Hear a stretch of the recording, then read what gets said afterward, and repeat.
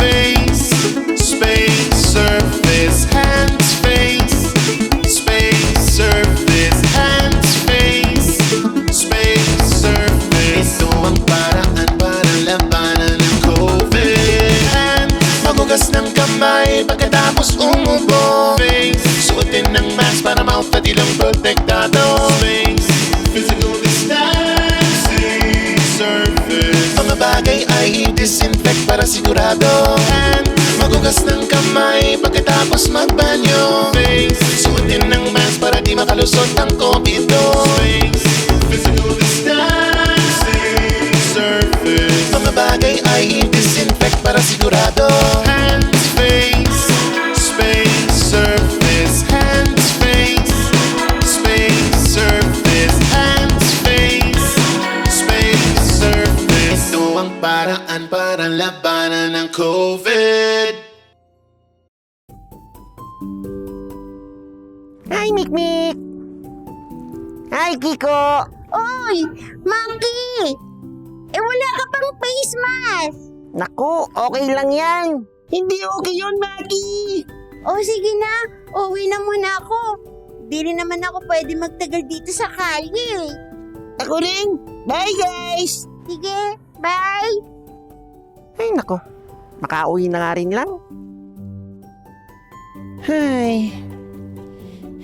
Ang tagal ng ganito. Di ko na sila nakakalaro at nakakasama. Bakit naman kasi kailangan pang lumayo at mag-face mask? Maki! Uy, Ano nangyari dito, Insan? ay. Wala, Kuya Robby. Napapaisip lang. Napapaisip? Oo. Grabe ka naman mag-isip, napakalakas. Dinig hanggang dito sa loob ng bahay natin, ha? Nakakalungkot kasi. Namimiss ko na yung mga kaibigan ko. Hindi ko na sila malapitan. Tapos, lahat naka-face mask. Di na rin kami makapaglaro ng makakasama. Sabi nila, para daw di kami magkasakit lahat. Pero, ewan ko ba? Actually, Maki, naintindihan kita. Pero, ganito kasi yan. Nasa kalagitnaan tayo ng pandemya. Narinig ko nga po yan. Ano po ba yung pandemya? Ang pandemya, ang ibig sabihin nito ay may kumakalat na sakit ngayon sa buong mundo. Marami na ang napinsala nito. Naku, Ito yung tinatawag nating COVID-19, which is short for Coronavirus Disease 2019. coronavirus? Tama. Ito yung isang uri ng virus na kung gagamitan natin ng microscope, makikita mong mukha siyang crown o corona. Kaya siya tinawag na coronavirus. At ang COVID-19, yung resulta nito, yung pagkalat ng virus. Paano po ba naipapasa yung COVID-19 na yan? Ang COVID-19 ay naipapasa sa pamamagitan ng respiratory droplets mula sa isang taong infected nito. Ang ibig sabihin ay lahat ng lumalabas sa ating mga ilong o bibig, pagbahing, pag-ubo, pati pagsasalita at pagkanta, lumalabas yung virus papunta sa hangin at maaari itong pumasok sa katawan ng ibang tao sa pamamagitan ng pagpasok sa ilong, sa bibig, o sa mata. Mata? Kaya po ba naka-face mask sina Mikmik at Kiko? Oo, totoo yan. At isa pang kailangan tandaan ang mga virus ay naiwang lumulutang sa ere doon sa mga lugar na sarado at walang bintana o kaya naman hindi nahanginan. Kaya pala ganun ang itsura nila Mik at Kiko. Naku, nakakatakot po pala. Parang lahat na lang ng mga nakasanayan nating bagay, delikado po pala. Wala pa po ba tayong gamot para dito, Kuya Robby? Ay nako, Insan. Alam mo, ang totoo dyan, hindi pa natin alam ang lahat tungkol sa coronavirus na to. Hanggang ngayon, pinag-aaralan pa to ng ating mga doktor at scientists. Pero buti na lang, at may mga bakuna na silang nagawa at ipinamimigay. Oo. Pero habang hindi pa tayo lahat nababakunahan, kailangan mong tandaan itong malupit na password na to. Password? Ito ay hands, Hands? face, Face? space, Space? surface. Surface? Yan! Napakasimple lang ng paraan para maprotektahan natin ang ating mga sarili. Again, hands, Hands? face, Face? space, Space? surface. Surface? Ang galing. Ikaw naman. Hands? Face? Space? Surface! Oh, pero di ko po maintindihan, Kuya Robby. Kung lumilipad po ang mga coronavirus sa hangin, papunta sa mga tao, anong meron sa kamay? Ay, magandang question yan. Di ba? Insan, ganito na lang, no? May ipapakita ko sa'yo. Ang Mhm. tanong, game ka na ba? Game na! Okay, maganda na. In 3, 2, 1. Oh. Maki, welcome to my microchip. Wow! Ang ganda dito! Diba? At huwag kang mag-aalala dahil ligtas at sanitize to. O paano? Kumapit ka na ng maigi. Sige! Ito na. Wow!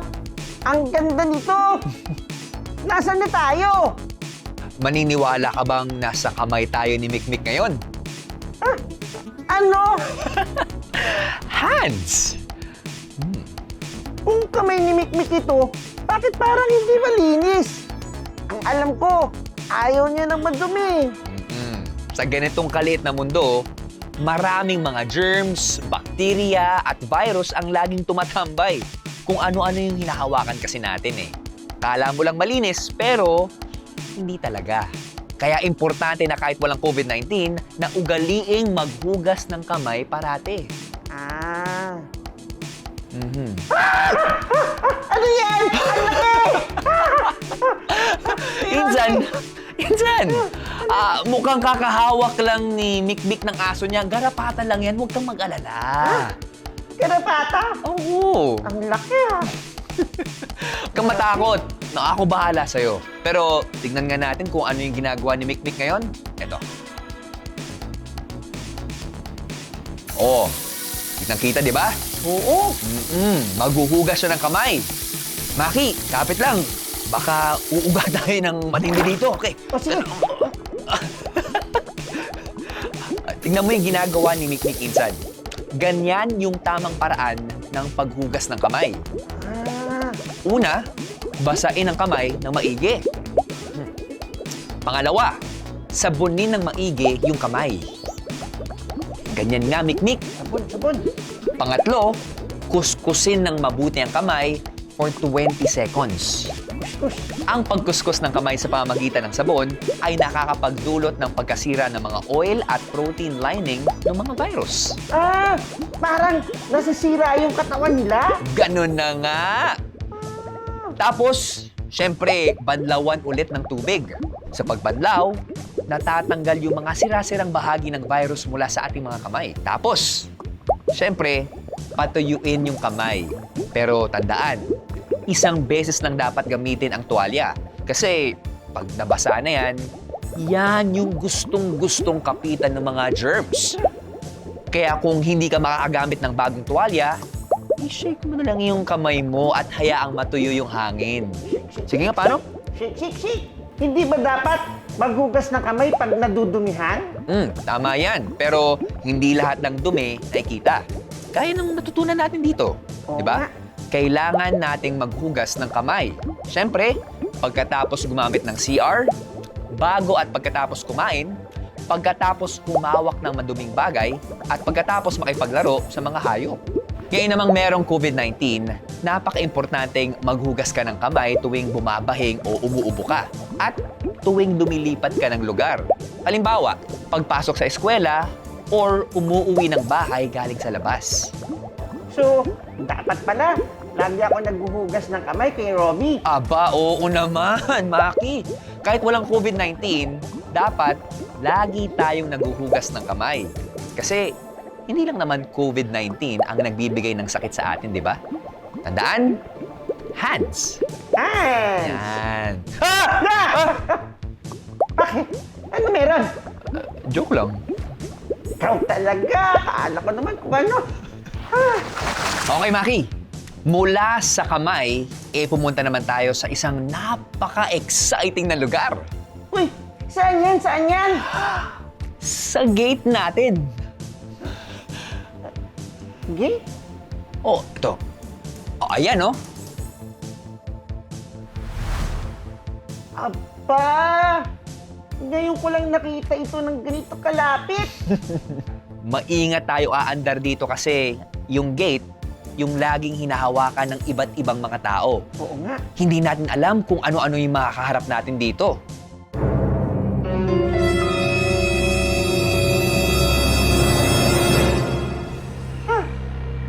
Hugis corona! Eh, Kuya Robby, yan po ba yung coronavirus? Oo nga. Minsan, mukhang tama ka. Kaya dapat ay nililinis natin tong lugar na to na mabuti. Ang madalas na paglinis ay makakatulong sa pagsigurado na ligtas tayong lahat. Kaya nga, lalayo ko lang ng konti. Ay, buti na lang pala. Lilinisin ni na Kuya Beto ang gate natin ito ngayong araw. Galing talaga ni Kuya Berto, no? Pero tandaan mo, ang high-risk areas ay yung mga bagay na madalas na hinahawakan. Yung mga door handles, mga mesa, upuan, kitchen and bathroom surfaces, gripo, light switches, mobile phones, remote controls, at Maki, pati yung mga paborito mong laruan. Ha? Mm-mm. Pati laruan ko? Kahit itong ship ko, nililinis ko rin palagi. Lalo na't nakikita natin ng malapitan yung mga virus at germs dito. Hala, lahat na lang ng bagay. Naku, parang gusto ko na lang magkulong na lang sa kwarto. Huwag naman. Masayang lumabas. Dahil malawak at presko ang hangin sa labas, mas mababa yung tsansa na mahawaan ka ng virus. Di gaya sa loob ng bahay, hindi masyadong gumagalaw ang hangin. Kaya mas maiging nakabukas ang mga bintana kung maaari. At dapat, naglilinis at nagde-disinfect tayo ng mga surfaces natin palagi. Pero ngayon, lipad naman tayo. Sige, sige. Okay, tara na.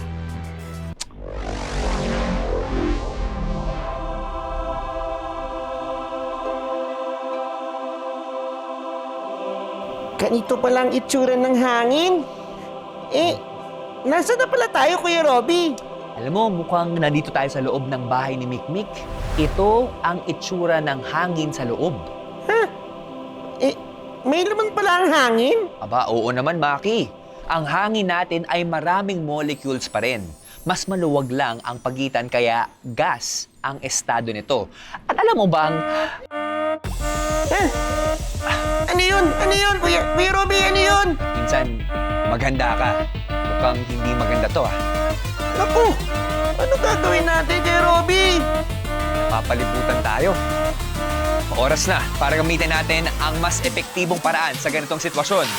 Improve air circulation para ma-disperse sila.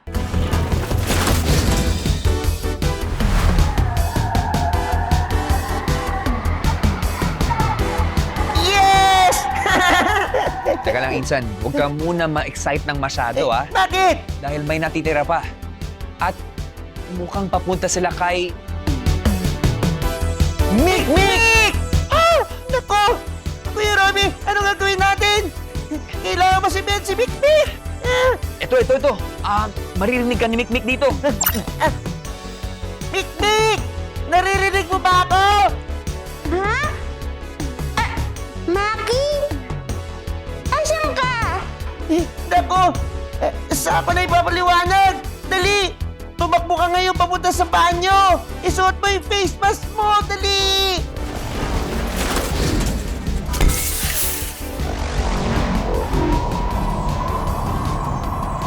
Ang dami!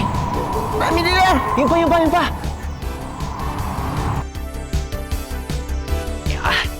Naku! May tumabo sa kamay ni Mikmik! May coronavirus sa kamay mo! Magbukas ka na ngayon din!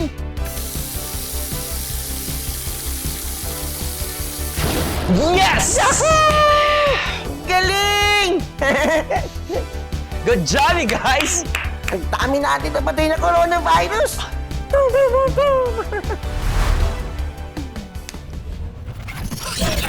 mo, insan.